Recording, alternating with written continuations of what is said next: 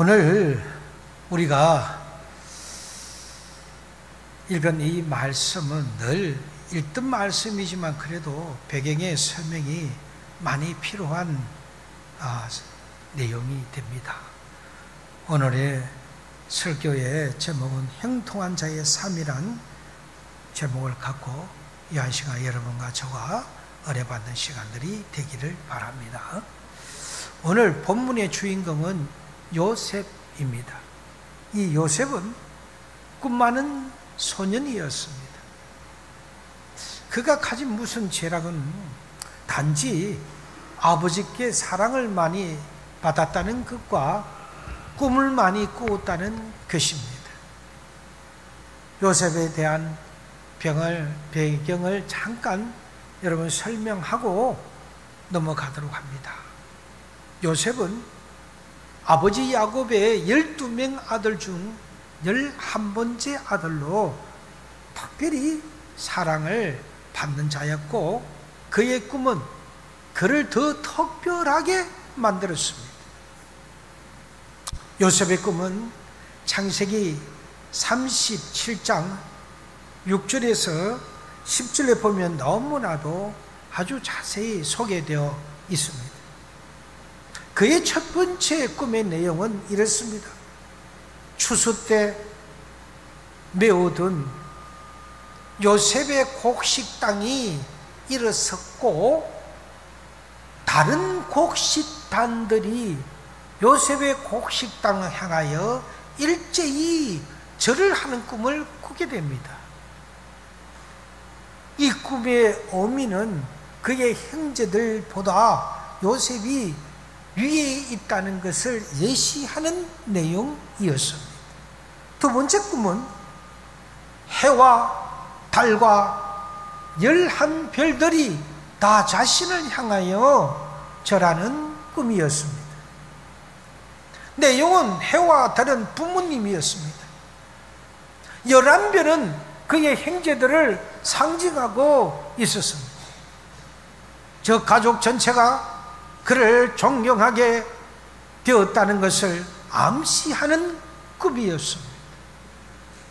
그는 이 꿈꾼 죄 때문에 처지에 형들로부터 17세에 노예로 팔려가는 신세가 되었습니다.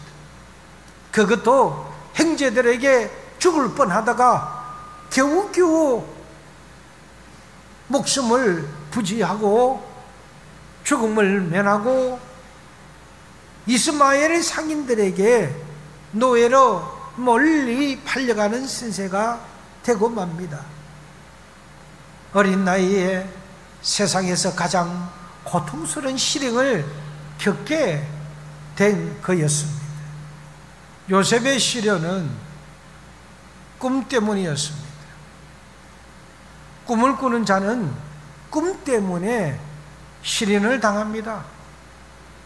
이 꿈 때문에 형들에게 미움을 당하고 형들이 노예상에 팔아서 그는 애굽의 노예로 팔려갑니다.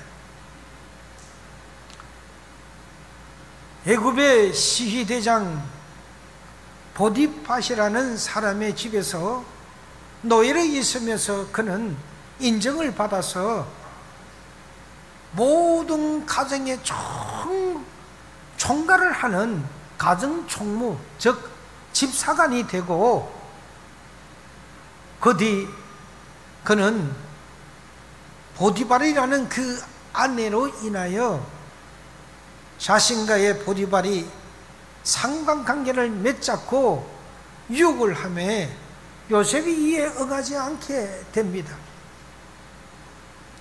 그러자 이 아내는 정오심이 발동합니다.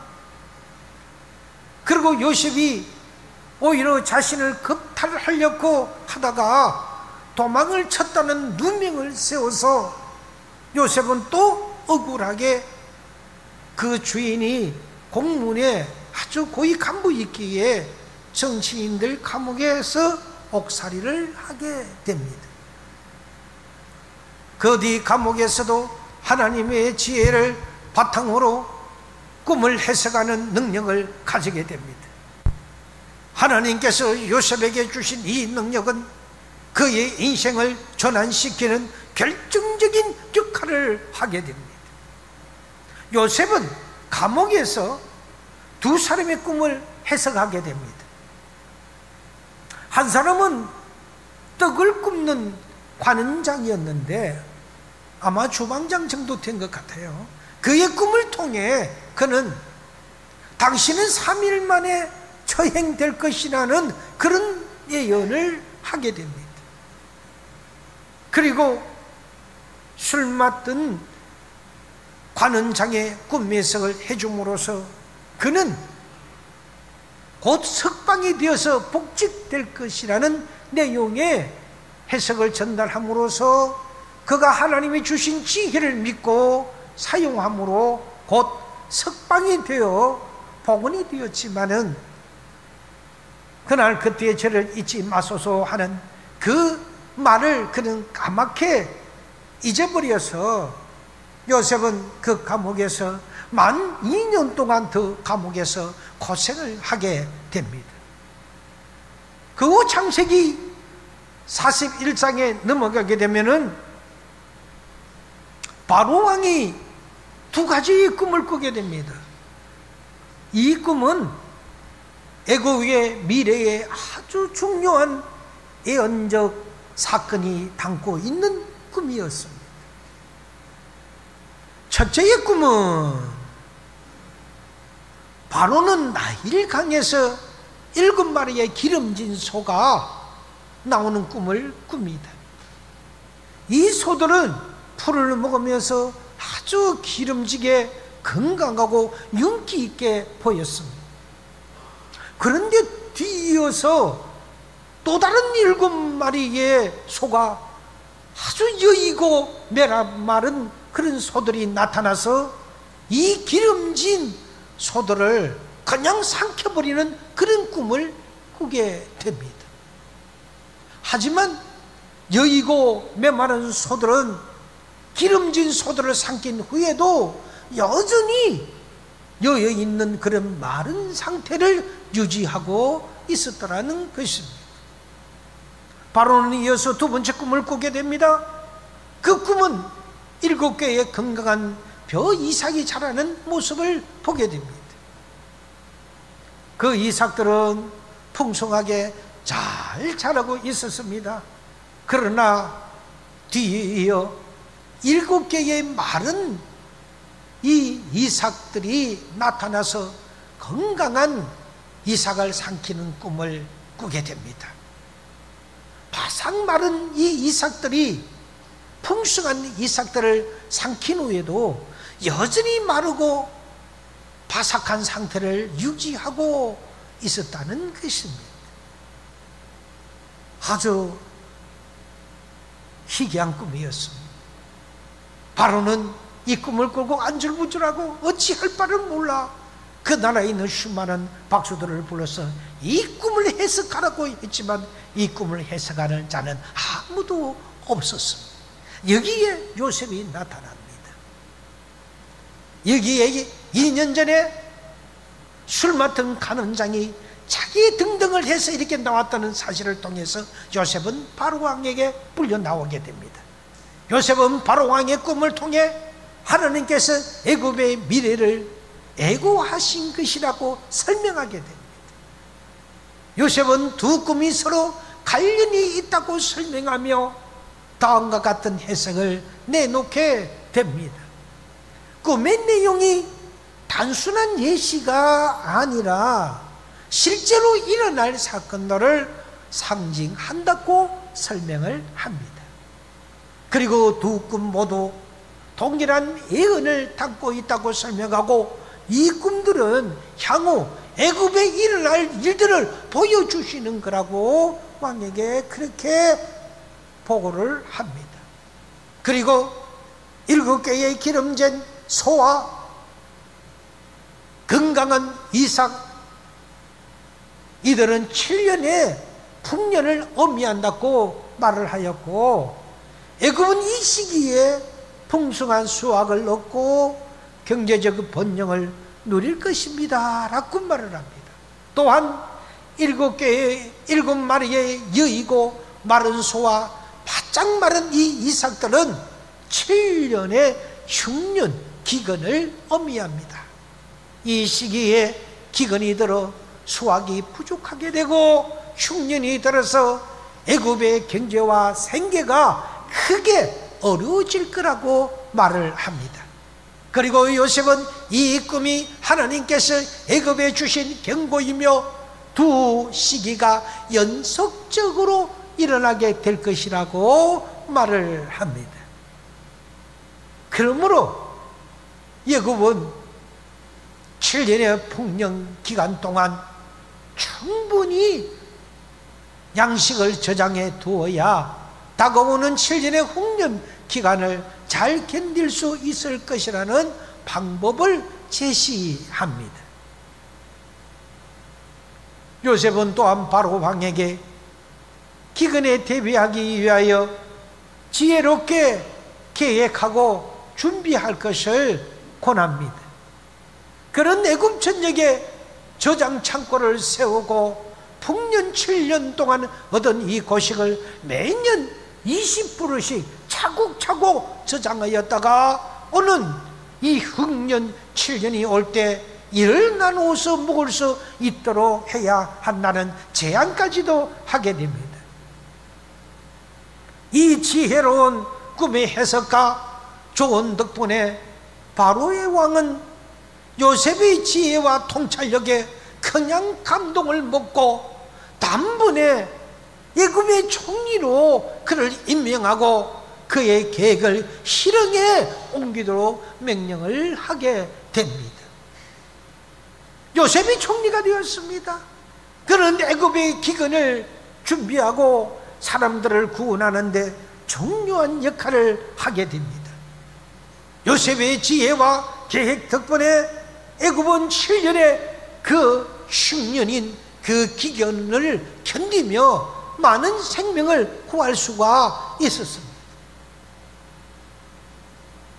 요즘의 흉년은 보관 장소도 잘 되고 모든 것이 잘 되어서 어려움이 없지만 그때 당시에는 곡식을 보관하려고 해도 창고가 없어서 보관할 수가 없습니다. 이 과정에서 요셉은 자신의 위치를 통해 하나님께서 그에게 형통함을 주셨다는 확신을 깨닫게 됩니다. 사랑하는 여러분, 요셉의 이 이야기는 우리에게 신뢰와 인내 그리고 하나님의 계획을 믿는 것이 얼마나 중요한지를 가르쳐 줍니다. 요셉은 자신의 상황이 아무리 어려워도 하나님의 형통을 믿으며 그 뜻을 신뢰하면서 최선을 다해 나아갑니다. 그 결과 그는 하나님의 계획을 이루는 중요한 역할을 맡게 되었고요, 애굽을 구하는 사역을 하게 되었습니다. 우리의 삶 속에서도 요셉처럼 하나님께 대한 신뢰를 잃지 않고 그분의 뜻을 믿으며 인내할 때 하나님께서 우리에게 주신 사명과 계획을 이루어 나가시는 것입니다. 오늘도 우리의 삶 속에서 하나님의 지혜를 구하며 그분의 뜻을 따르는 형통한 그런 기도자가 되시기를 주의 이름으로 축원드립니다. 이런 인생 역전 드라마가 우리의 삶이 되기를 바랍니다. 요셉의 삶은 진로에서 벗어나 본 적이 없습니다. 그러기에 그의 가는 길이 막힘이 없었습니다. 막힘이 없는 것이 무엇입니까? 이것이 만사 형통입니다. 그의 형통은 노예로 있었지만은 정치인의 감옥에 갔었지만 하나님이 그에게 지혜를 주심으로 인하여 가는 곳마다 있는 곳마다 인정받게 되고 형통함을 얻어서 감옥에 있을 때도 간수들에 의해서 인정을 받게 됩니다. 그의 행통은 진정으로 가는 곳마다 공인된 형통의 삶이 전개되었던 것입니다. 요셉은 빨리 간 것이 아니라 하나님이 그를 앞서 보내신 것입니다. 후에 그의 아버지와 70명의 식구들이 요셉으로 인하여 그만 굶어 죽게 되었던 그들이 애굽의 VIP로 이주하게 되는 그런 역사가 일어나며 그 뒤끝으로 인하여 그들의 70명으로 인하여 이스라엘이라는 위대한 민족이 탄생되는 거르투기를 만들게 되는 것입니다. 종살이, 옥살이가 그의 삶이 아니라 결국은 13년 만에 애굽의 총리가 되는 길이 열리고 말았습니다. 그래서 바울은 고린도 후서에서 이렇게 이야기를 합니다. 고린도 후서 4장 8절에서 9절에서 우리가 사방으로 우겨삼을 당하여도 쌓이지 아니하며 답답한 일을 당하여도 낙심하지 아니하며 박해를 받아도 버림받지 아니하며 거꾸로 들임을 당하여도 망하지 아니하다고 말을 하고 있습니다. 이것이 바로 형통입니다. 우리가 우겨삼을 당하지 아니하고 답답한 일을 당하지 아니하고 박해를 받지 아니하고가 전부가 아니라요, 형통은 고통 가운데서 저 더 잘된 이야기들이라는 사실입니다. 그렇다면 형통은 하나님의 뜻대로 하는 것입니다. 요셉이 형통하면 뭐합니까? 내 자신이 먼저 형통해야 하지 않습니까? 우리가 날마다 형통한 삶을 살아가는 비결이 무엇입니까? 요셉이 무엇 때문에 형통했으며 우리가 어떻게 형통할 수 있었습니까? 우리가 요셉 이상의 시련이 있다고 하더라도 하나님이 함께 하시면 이런 굽은 길 같지만은요, 이것이 참된 형통의 길이라는 것을 기억하셔야 합니다. 흔히 들리는 것 같지만은 이것이 하나님의 인도하심입니다. 흔들리고 꼬이고 안 되는 것 같지만은 이것이 푸는 비결입니다.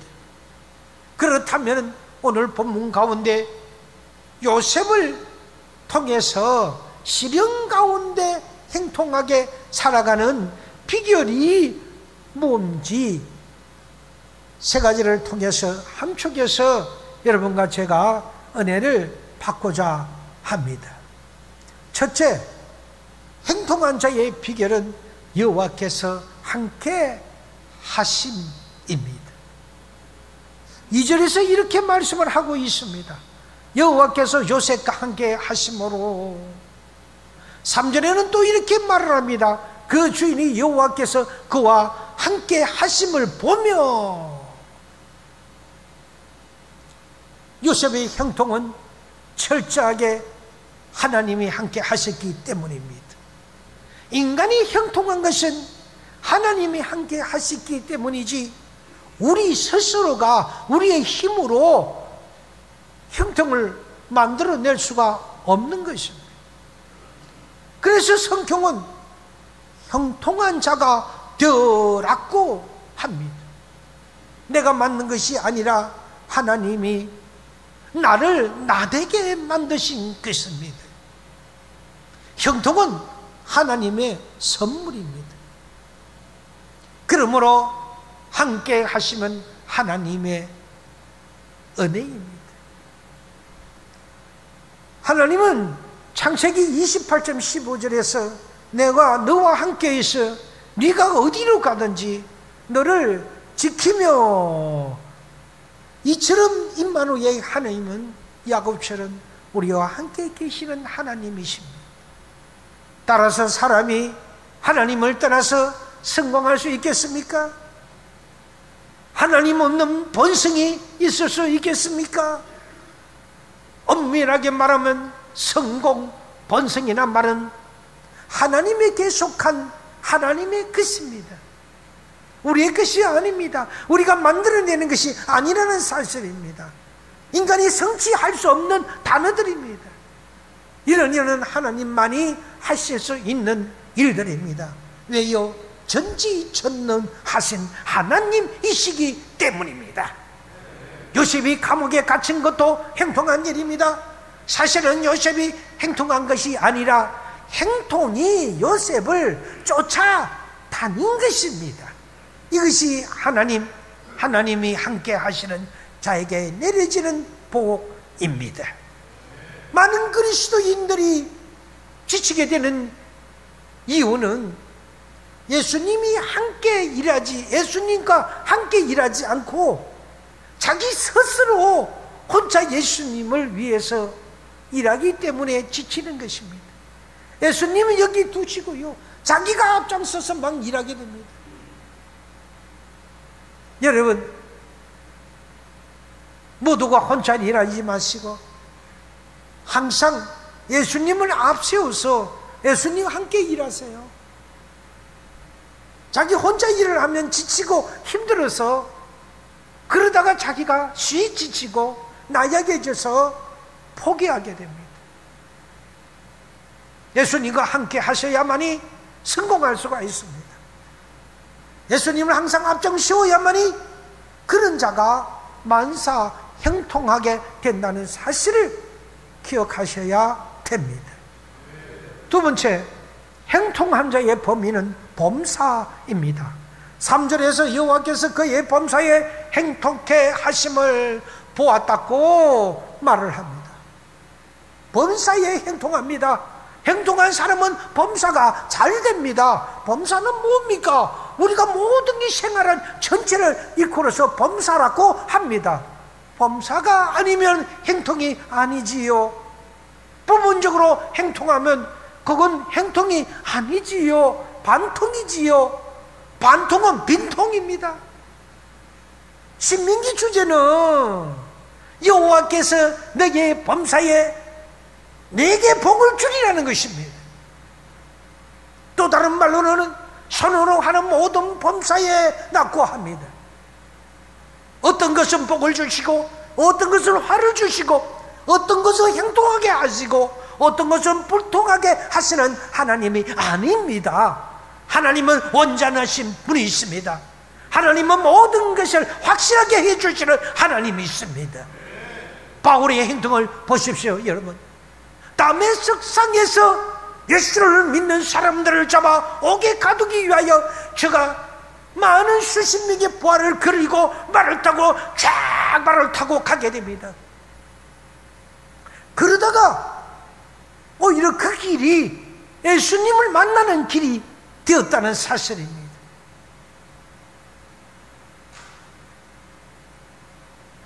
그는 강한 빛에 의해서 말에서 낙마하게 되고, 그리고 예수님에 의해서 그는 눈을 보지 못하는 시켓만에서 시대말로 당달봉사가 되는 것입니다. 그리고 예수님이 직가라는 그 시내로 들어가라고 말을 하면서 너에게 사람을 보내주겠다 하게 되고, 그리고 그를 만나서 그는 다시 눈을 보게 되고, 그래서 그는 회심하게 되고, 그 길이 바로 예수님을 만나는 길이 되어 당대의 최대의 전도자라서 그래서 하나님의 위대한 그런 제자가 된 사실입니다. 바울은 유대인에게 복음을 전도했다는 내용으로 바울은 고소를 당합니다. 그는 로마의 시민으로서 시민권자라서 나는 황제 앞에서 재판을 받아야 되겠다고 하고, 로마의 시민권자는 황제 앞에 로마에 가서 재판을 받는 그런 권리가 있었던 그런 시기였던 것 같습니다. 그리고 그는 로마로 갔습니다. 로마로 갈 때는 죄인의 모습이었지만은 그 길은 전도의 길이었습니다. 로마에 가는 길에 탔던 배가 엄청난 파도에 의해서 난파당하여 그래요 배가 물에 가라앉았습니다. 그리고 그는 어려운 가운데 섬에 도착을 해서 살게 되는데요, 그 섬이 멜리테라는 토인들이 사는 섬에 상륙하게 됩니다. 그 섬에서 바울이 아주 지독한 독사에게 물렸지만은 아무렇지도 않게 살아납니다. 이 모습을 추장 보톨 리우가 보게 되고요. 그리고 그 이후에 보톨 리우의 부친의 병을 고쳐줌으로써 매우 호감을 갖게 됨으로써 복음이 전파되는 그런 역사가 그 섬에 일어났다는 사실입니다. 풍랑으로 인하여 우연히 그 섬에 간 것이지만은 사람에게는 우연이지만은 하나님에게는 필연이라는 사실입니다. 어려움을 당하고 있습니까? 우연히 당치 않는 일을 당하고 있습니까? 그것을 우연이라고 생각하지 마세요. 그것은 반드시 하나님의 입장에서는 필연일 것입니다. 그리고 하나님을 구하십시오. 문제를 해결할 방법을 달라고 말합니다. 바울의 삶은 꼬이는 복잡한 삶인 것 같았지만은 하나님은 그의 범사에 행통하게 하셨습니다. 고통 가운데서 더 잘 되는 것이 행통인 것입니다. 잘 되는데 잘 되면 그것이 잘 되는 것이죠. 안 되는데 잘 되게 만드는 것이 그게 행통 아니겠습니까? 이것이 그리스도인의 길입니다. 그래서 그는 행통을 이렇게 말을 합니다. 내가 비천에 처할 줄도 알고 풍부가 궁핍에도 처할 줄도 안다고 했습니다. 그리고 모든 일에 베푸르며 배고픔과 풍부와 궁핍에도 일체의 그 비결을 배우느라고 바울은 그 행통은 모든 일에 있다고 고백을 합니다. 사실은 하나님의 인도하심으로 가는 곳곳마다 잘 되는 곳으로 하나님께서 그를 인도하신 것입니다. 믿는 사람이라고 해서 여행적으로 그저 잘 되는 것이 아니라 형통한 사람은 하는 일마다 하나님이 개입하시고 그리고 인도하시고 하나님께서 만들도록 역사하셔서 그 일을 잘되게 만드셔서 행통에 친다는 것을 믿으셔야 합니다. 형통한 자는 삶의 자세가 달라져야 합니다. 철저하게 하나님의 뜻대로 살아내야 합니다. 하나님 중심으로 말입니다. 그래야 잘되고 형통합니다. 사람에게 잘 보이려고 사람과 하나님의 위치가 바뀌면은 형통이 아니라 그것은 만사불통이 되는 것입니다. 이 세상의 만사는 하나님의 것입니다. 범사가 하나님의 일입니다. 하나님을 빼고 행통이 있을 수 없다는 것이지요. 우리 그리스도인의 일은 잘 안 되는 것 같지만 결국은 잘 되게 되어 있습니다. 하나님이 역사하고 계시기 때문에 우선은 어긋나 보이지만은 바르게 잘 갈 것입니다. 잘 될 것입니다.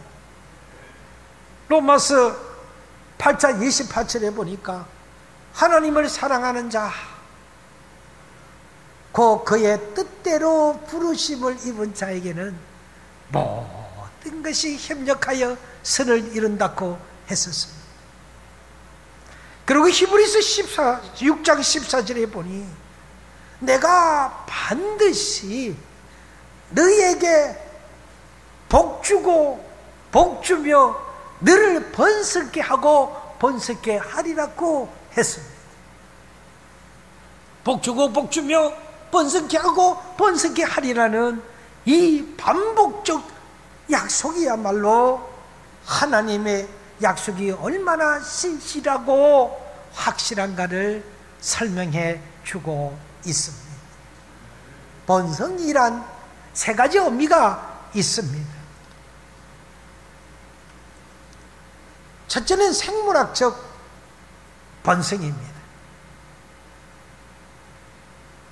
나무를 심으니 가지 치고 뿌리가 뻗고 그 결실이 30배, 60배, 100배 열매를 맺는 것, 아들, 딸 잘 낳고 시족이 불어나는 것, 외양간에 소떼가 불어나고 닭장에 닭들이 불어나는 것, 이 등등이 생물학적 번성입니다.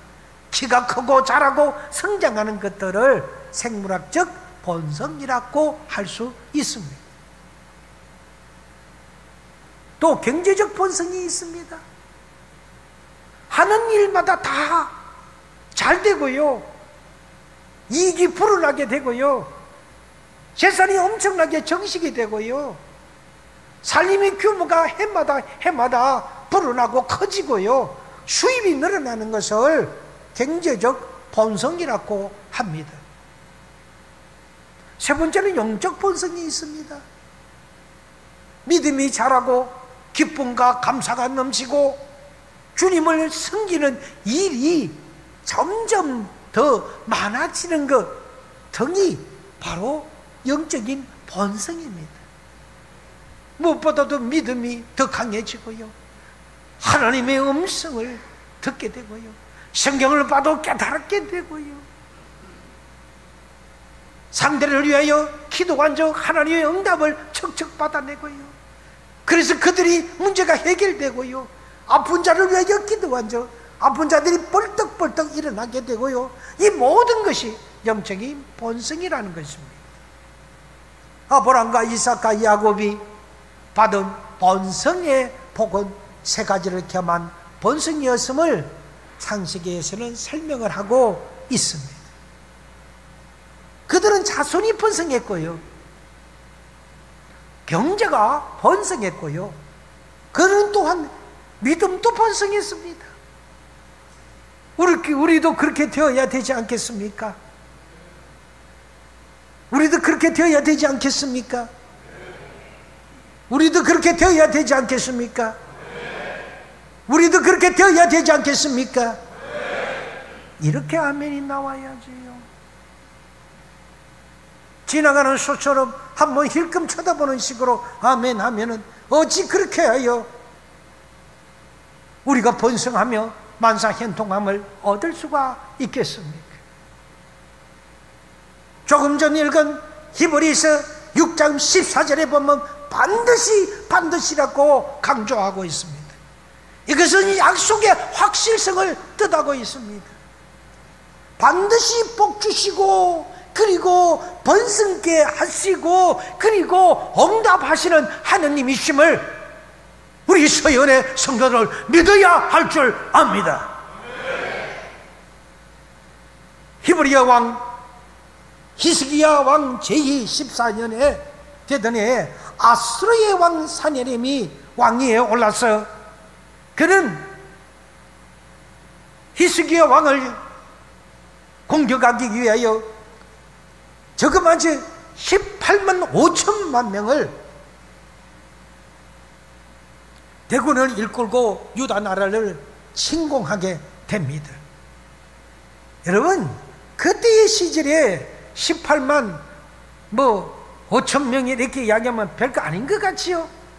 그때의 인구 밀도는 세계를 다 합해도요 2, 3억밖에 안 되는 그런 시절이었어요. 그때 10만, 20만, 30만은 어마어마한 숫자였던 것입니다.